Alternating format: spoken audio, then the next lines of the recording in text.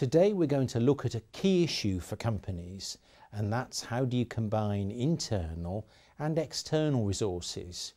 Some people use the term open innovation, and that's become very current. Now in the studio today is Patrick Reinmuller. Now Patrick, you run the program Breakthrough Strategic Thinking.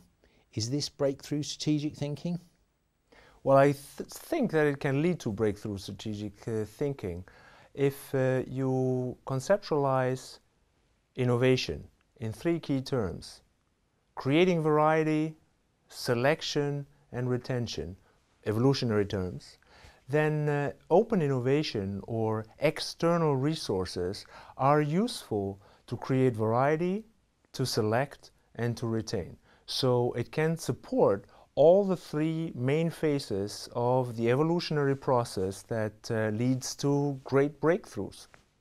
Now, some people say this is something that we should have thought of a long time ago, but other people say, look, the promise isn't matched by the reality. What's your view? Well, I think that open innovation is a new term for a fundamental truth that has been recognized ages ago as well. The fundamental truth is organizations do not own or cannot employ all the bright minds. There will always be precious resources outside the boundaries of organizations, and harnessing them, that's the challenge.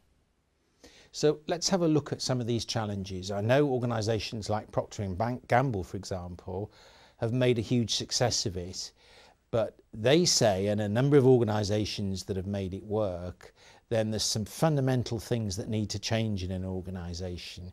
Can you say what they are?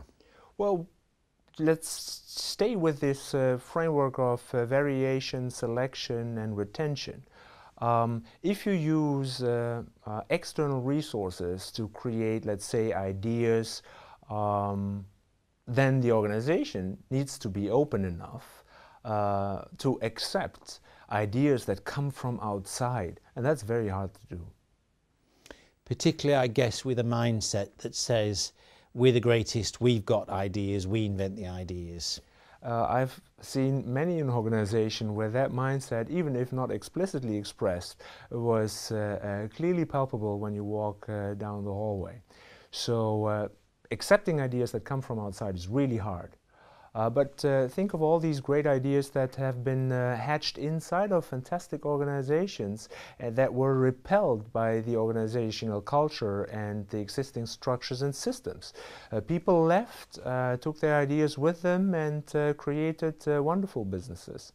So it is hard for organizations, and that's only when it comes to accepting ideas that are from outside. For example, Procter & Gamble does a splendid job in accepting ideas from the outside and selecting them.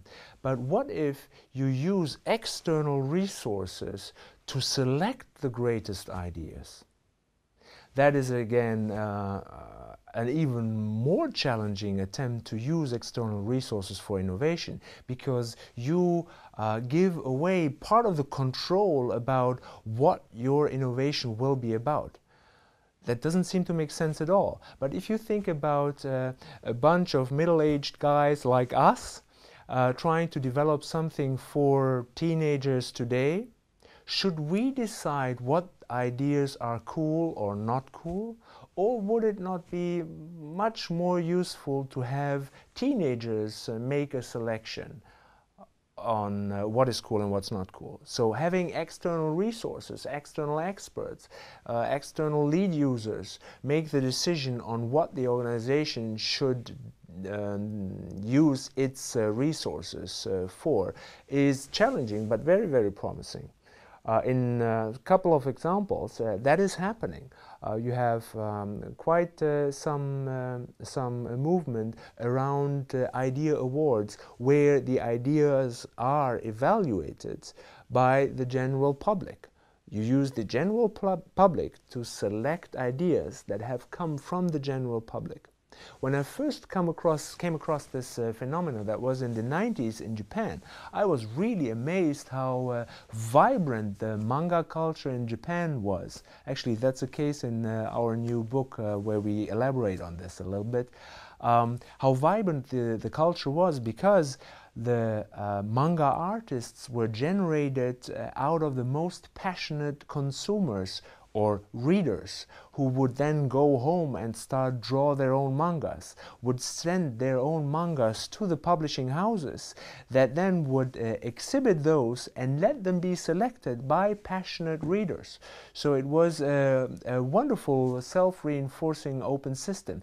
That is the 90s in Japan. But if you now look at what is happening in the apps world, these are apps that are being put up by amateurs and semi-professionals and professionals to be selected by the world. Some people worry about intellectual property rights and nailing that down. Would you comment on that? Let people who like to worry. There are clear-cut ways to get this problem out of the way.